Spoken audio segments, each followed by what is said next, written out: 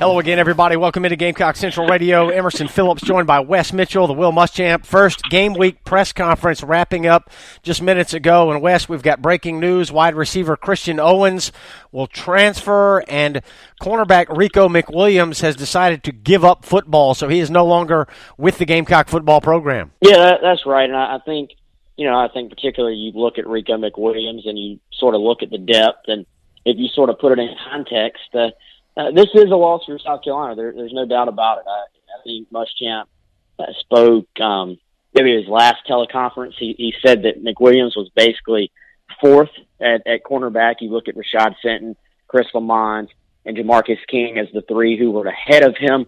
And, that's someone that had 33 starts under his belt, has been through SEC football games, home and on the road, has that experience.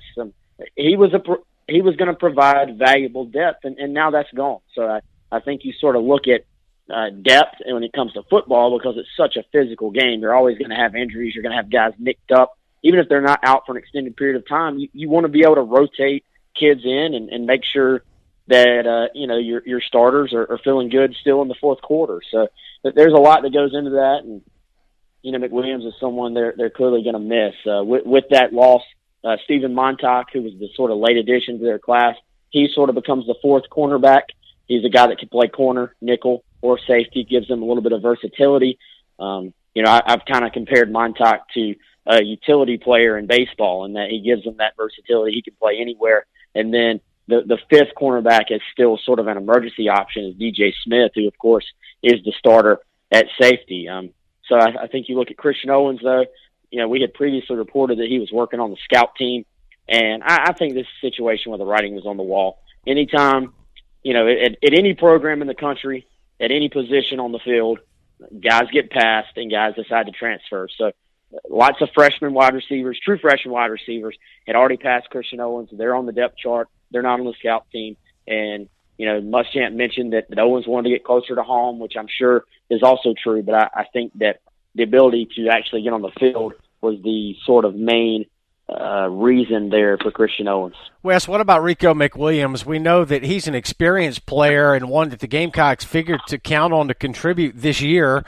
He took a leave of absence from the team just a couple of weeks ago during preseason camp. We know that he has family in Louisiana, an area which has been drastically affected by flooding recently.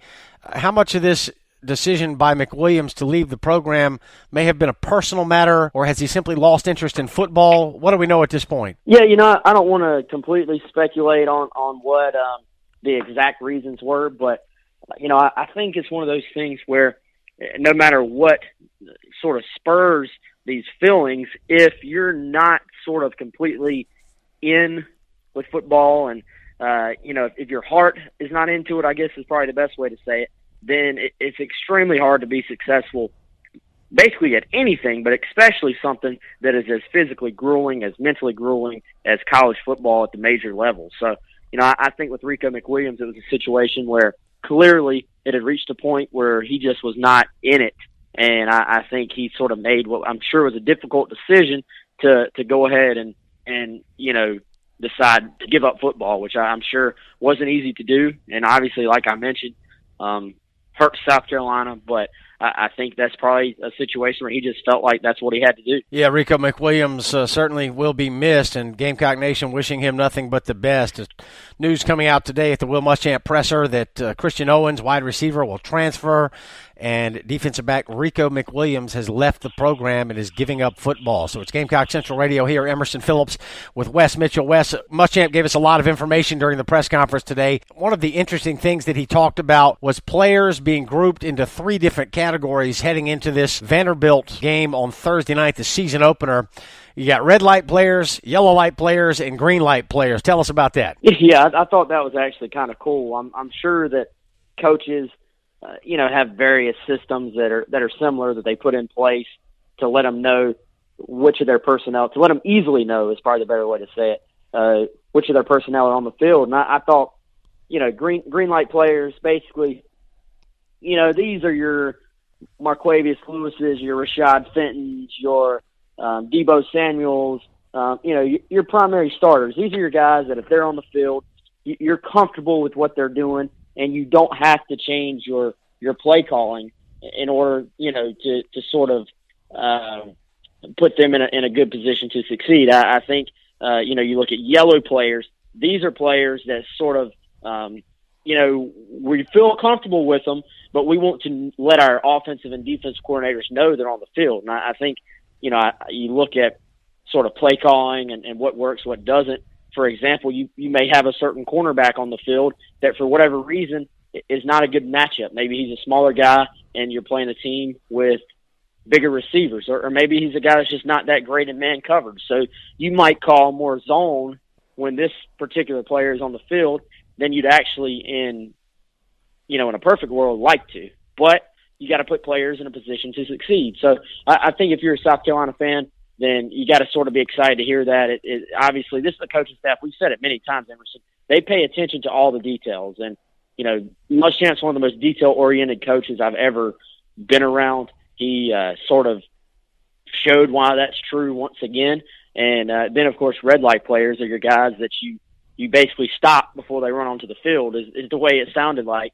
You want to have a conversation and make sure, the position coach, offense coordinator, head coach are all on the same page before getting this guy out there. So I thought that was very, very interesting. I hadn't heard a coach publicly sort of talk about it in that particular way, and pretty interesting. So obviously they have certain guys that they feel like this guy can help us.